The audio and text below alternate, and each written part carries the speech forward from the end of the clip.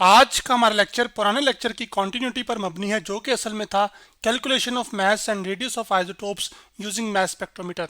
यानी कि मास स्पेक्ट्रोमीटर का इस्तेमाल करते हुए हम कैसे आइसोटोप्स का मास और रेडियस कैलकुलेट कर सकते हैं, जिसमें आइसोटोप्स हमारे पास ऐसे एलिमेंट्स होते हैं जिनका एटॉमिक नंबर सेम जबकि मास नंबर डिफरेंट होता है। तो मैथ्स की हमने डेरिवेशन स्टार्ट की हुई थी और काफ़ी हद तक हम कवर कर चुके थे चीज़ों को, और उसमें हम फाइनल जो रिजल्ट था हमारे पास वो हम इस पर पहुंचे थे कि तो जो मैथ्स है वो हमारे पास बराबर निकल कर आ रहा था, charge Q B magnetic field, आर जो है वो रेडियस, जबकि डिवाइड बाय वी ये वो वेलोसिटी जिसके साथ चार्ज पार्टिकल मूव कर रहा होगा। और यहाँ पर वो जो चार्ज पार्टिकल है वो असल में हमारे पास पॉजिटिव आयंस हैं उन आइसोटोप्स के। अब हम एक ऐसा एक्सप्रेशन चाहते हैं जिसमें हम मास और रेडियस को आपस में रिलेट कर सकें मैग्नेटिक फील्ड, चार्ज और वोल्टेज की टर्म्स में, जबकि यहाँ पर ये जो रिलेशन है ये असल में वेलोसिटी की टर्म्स में हुआ हुआ है, क्योंकि मैग्नेटिक फील्ड भी आपके कंट्रोल में होगी, जो वोल्टेज आप प्रोवाइड कर रहे होंगे जिसकी वजह से पार्टिकल्स असल में काइनेटिक एनर्जी को गेन करेंगे, जो कि आपने जो कि आपने पिछले जो लेक्चर था मास स्पेक्ट्रोमीटर की कंस्ट्रक्शन वाला उसमें देखा था, हम उसकी टर्म्स में चाहते हैं। तो उसमें करने के लिए आप ये जानते हैं कि हम वेलोसिटी का एक एक्सप्रेशन हासिल कर चुके थे जो कि उसी वर्क डन और काइनेटिक वर्क डन जो चेंज इन काइनेटिक एनर्जी के बराबर होता है, उसी थ्योरम का इस्तेमाल करके हमने वेलोसिटी को एक्सप्रेस किया था वोल्टेज की टर्म्स में। तो चलें अभी हम ये करते हैं कि इस एक्सप्रेशन को नाम दे देते हैं इक्वेशन 1 का, जबकि इस एक्सप्रेशन को हम नाम दे देते हैं इक्वेशन 2 का। तो अब हमारा बुनियादी मकसद ये है कि हमने इस v की जगह ये वैल्यू पुट करनी है। तो होगा ये कि हमारे पास सारी जो कैलकुलेशन है वो मैग्नेटिक फील्ड, आर और वोल्टेज की टर्म्स में आ जाएगी। तो यहाँ से m अब बराबर आ जाएगा आपके पास क्यू बी आर के, जबकि वेलोसिटी की जगह हमारे पास यहाँ पर ये एक्सप्रेशन आ जाएगा जो कि मैंने आपके लिए पुट कर दिया है। अब स्क्वायर रूट को ख़त्म करने के लिए हम दोनों जानिब स्क्वेयर्स लेंगे और स्क्वेयर्स लेकर स्क्वायर रूट को कैंसिल करेंगे। तो लेफ्ट हैंड साइड पे हमारे पास मैस का स्क्वायर आ जाएगा, m का स्क्वायर, जबकि बराबर आ जाएगा यहाँ पर इन पूरी तमाम टर्म्स का स्क्वायर हो जाएगा, जो कि एक्चुअली हमारे पास आ जाएगा q का स्क्वायर, b का स्क्वायर, b जो कि मैग्नेटिक फील्ड है, और एक मैग्नेटिक फील्ड के अंदर जब कोई चार्ज पार्टिकल आता है तो वो उसका पाथ बेंड करती है। साथ r है हमारे पास और r का यहाँ पर आ जाएगा स्क्वायर, डिवाइडेड बाय हमारे पास आ जाएगा 2q, जबकि v जो है वो हमारे पास वोल्टेज है, यहाँ पे कैपिटल V, इसको मैं लिख रहा हूँ, डिवाइडेड बाय हमारे पास मैस आ जाएगा।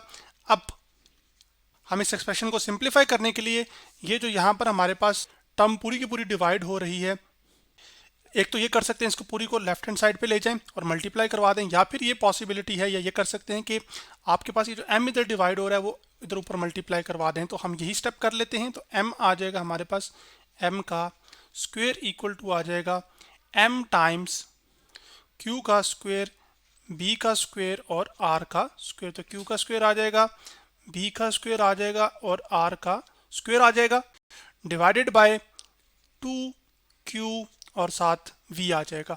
अब होगा यहाँ पर ये कि आपके पास एक m इस m से कैंसिल आउट हो जाएगा, जबकि एक चार्ज q इस चार्ज q से कैंसिल आउट हो जाएगा। तो जो फाइनल एक्सप्रेशन है हमारे पास वो असल में बनकर आ जाएगा m is equal to charge q, जबकि उसके बाद b जो कि मैग्नेटिक फील्ड है उसका स्क्वायर, साथ फिर r का square, divided by 2 times voltage. अब Q एक्चुअली हमारे पास यहाँ पर चार्ज है जो कि एक पॉजिटिव आयन ऑफ आइसोटोप पर होगा। उसके बाद अब B है, B जो कि मैग्नेटिक फील्ड स्ट्रेंथ होगी, तो इसको मैं लिख भी देता हूँ यहाँ पर, B हमारे पास मैग्नेटिक फील्ड स्ट्रेंथ है।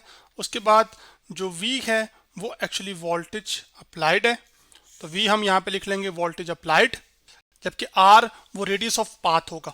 अब यहाँ पर गौर करें आप, तो आपके पास जो मैग्नेटिक फील्ड है ये आप खुद फिक्स करेंगे या तय करेंगे, इसी तरह जो वोल्टेज आपने अप्लाई किया होगा ये भी आपके, इसका मतलब है B और V की वैल्यू को आप मैनिपुलेट कर सकते हैं, यानी कि खुद बढ़ा या कम कर सकते हैं। तो उस V और B की मैनिपुलेशन से आप ये देखेंगे कि जो मुख्तलिफ मास पार्टिकल्स होंगे उनका जो बेंडिंग पाथ होगा वो असल में मुख्तलिफ होगा। और यहाँ से ये नज़र आ रहा है कि आपके पास जो मास है वो एक्चुअली डायरेक्टली प्रोपोर्शनल आ रहा है हमारे पास रेडियस ऑफ द पाथ के, यानी कि जितना एक पार्टिकल का रेडियस लार्ज होगा मैग्नेटिक फील्ड के अंदर, असल में उसका जो मास है वो उतना ही ज़्यादा होगा। जैसे कि आप कंस्ट्रक्शन ऑफ मास स्पेक्ट्रोमीटर की यानी पिक्चर देखें यहाँ पर, तो इसमें आपके पास यहाँ से दो आप समझ लीजिए कि एलिमेंट्स या दो आइसोटोप्स निकले, एक एलिमेंट के दोनों पे सेम चार्ज अभी हम मान रहे हैं, और फिक्स वोल्टेज और मैग्नेटिक फील्ड की वैल्यू के लिए एक ज्यादा बेंड हो गया जबकि दूसरा कम बेंड हो गया। अभी जो आर की वैल्यू है, इस आर की वैल्यू को आप एक्सपेरिमेंटली मेजर करेंगे, यानी कि एक्सपेरिमेंट करके मेजर करेंगे।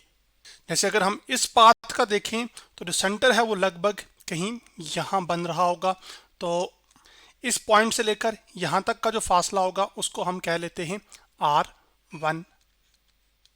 जबकि इसी तरह आपने इस दूसरे पार्टिकल का जो रेडियस है मालूम किया, तो आपके पास उसका सेंटर आप देख लीजिए, तो सेंटर कहीं लगभग मेरे ख्याल से यहाँ पर बन रहा होगा। ठीक है, तो आपने जितना इधर फासला होना चाहिए असल में वही फासला इधर होना चाहिए, क्योंकि सेंटर से सर्कल की सरफेस तक का हर पॉइंट तक का जो फासला होता है वो सेम होता है। तो वो जो फासला होगा आपके पास ये वाला, ये एक्चुअली हमारे पास फिर R2 होगा। अब चूंकि R2 बज़ाहिर नजर आ रहा है कि वो R1 से बड़ा है, क्योंकि R2 को आप एक फुट्टे की मदद से मेजर कर सकते हैं और R1 को भी। तो R2 चूंकि R1 से बड़ा है और ये आप वैल्यू एक फुट्टे की मदद से एक्सपेरिमेंटली मेजर करें मिसाल के तौर पर यहाँ पर, तो जो चार्ज दो पॉजिटिव आयन होगा या जो एलिमेंट होगा इस लार्जर रेडियस के कंपैरिजन में या इसके साथ जिसकी वजह से ये है, ये असल में फिर बता रहा होगा कि उस पार्टिकल का मास भी फिर क्या होगा, लार्ज होगा। तो फिर यहाँ पे मैं लिख सकता हूँ कि heavier particle will bend less A given magnetic field के अंदर। क्यों बेंड लेस होगा? क्योंकि वो ज्यादा रेजिस्टेंस दिखाएगा अपने पाथ को बेंड करने के लिए। क्यों? क्योंकि उसका मास ज्यादा है। जैसे हैवी मास को मूव करवाना मुश्किल होता है बनस्पत हल्के मास के एक जितनी अगर फोर्स लग रही हो, इसी तरह अगर आपके पास एक हैवी चार्ज पार्टिकल हो जिसको मैं पॉजिटिव कैपिटल क्यू से रिप्रेजेंट कर रहा हूँ समझाने के तौर पर, और एक आपके पास लाइटर चार्ज पार्टिकल हो जिसको मैं स्मॉल क्यू से रिप्रेजेंट कर रहा हूँ, इसका mass for example capital M है और इसका मास स्मॉल एम है, तो एक मैग्नेटिक फील्ड के अंदर जितना इस चार्ज पार्टिकल का मास ज्यादा होगा उसको बेंड करवाने के लिए असल में उतनी ही मैग्नेटिक फील्ड ज्यादा चाहिए होगी। तो अगर कम मैग्नेटिक फील्ड लगी होगी तो वो इतना ज्यादा बेंड नहीं होगा, जबकि उसी मैग्नेटिक फील्ड के मुकाबले में ये जो लाइटर चार्ज पार्टिकल होगा वो असल में आसानी के साथ बेंड हो जाएगा, क्योंकि वो कम रेजिस्टेंस दिखाएगा अपने पाथ को बेंड करने के लिए। पाथ को बेंड करने से मुराद मेरा है कि अपना रुख बदलने के लिए। जैसे कि यहाँ से ये बिल्कुल सीधे आ रहे थे, अब देख लेंगे इनका रुख क्या हो गया, वो बदल गया है, मुड़ गए हैं, और अभी हम ये मान के चल रहे हैं कि कैपिटल क्यू स्मॉल क्यू के इक्वल है। तो यूं हमने देख लिया कि हम मास और रेडियस की कैलकुलेशन कैसे कर सकते हैं। रेडियस हम एक्सपेरिमेंटली मेजर करेंगे, गिवन मैग्नेटिक फील्ड, वोल्टेज और चार्ज की वैल्यू को पुट करेंगे तो हमारे पास मास कैलकुलेट होकर आ जाएगा। और मास यहाँ पर रेडियस के स्क्वायर टाइम्स डायरेक्टली प्रोपोर्शनल है, तो अगर रेडियस 2 गुना बढ़ेगा तो मास स्क्वायर टाइम्स ज़्यादा होगा, यानी कि 4 गुना ज़्यादा होगा।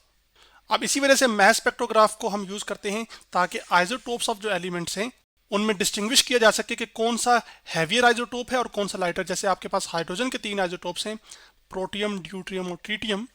इसमें जो ट्रीटियम है वो हैवियर है, जबकि जो प्रोटियम है वो एक्चुअली लाइटर है, यानी कि ये हल्का है और ये सबसे भारी है। जो सबसे भारी है वो असल में कम बेंड होगा, यानी कि इसका रेडियस मास स्पेक्ट्रोग्राफ में आपको ज़्यादा दिखाई देगा, जबकि इस प्रोटियम का कम दिखाई देगा जब आप एक्सपेरिमेंटली इसको कैलकुलेट करेंगे।